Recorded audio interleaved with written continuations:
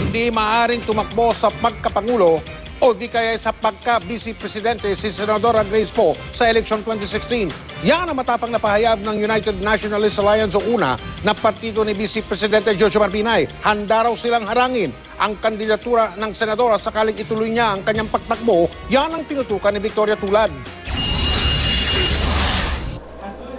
Ito ang Certificate of Candidacy na inihain ni Senator Grace Poe para sa 2013 senatorial elections. Ayon sa United Nationalist Alliance o UNA, base sa COC na ito, hindi kwalipikado si Poe na tumakbo sa pagka-presidente man o vice-presidente sa susunod na taon.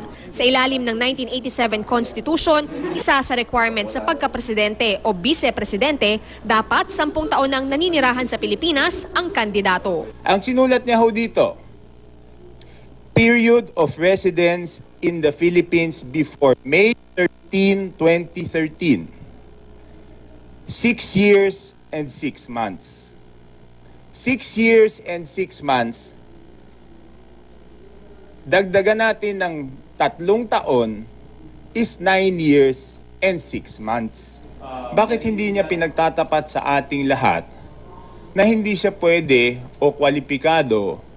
Noong 2013 pa raw may kopya ng COC ni Poe ang una matapos maging common candidate ng partido. Pero noong Marso o Abril lang nila nalaman na pagsapit ng May 9, 2016 elections, wala pang 10 taon ang paninirahan ni Poe sa Pilipinas. Personal na desisyon daw ni Chanco na ilabas ang impormasyon laban sa senadora.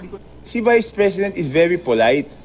Nung sinabi ko sa kanya to, sabi niya, pabayaan mo naman galing sa iba yan. The only reason I am forced to bring this out today is because she keeps raising the issue of honesty.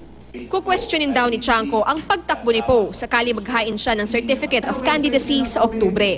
Ayon sa isang opisyal ng COMELEC, kung bibilangin nga raw, mukhang kulang ang residency requirement ni Poe pagsapit ng May 2016 elections. Kung may magreklamo man daw, maraming kailangang patunayan si Poe para masatisfy ang 10-year requirement.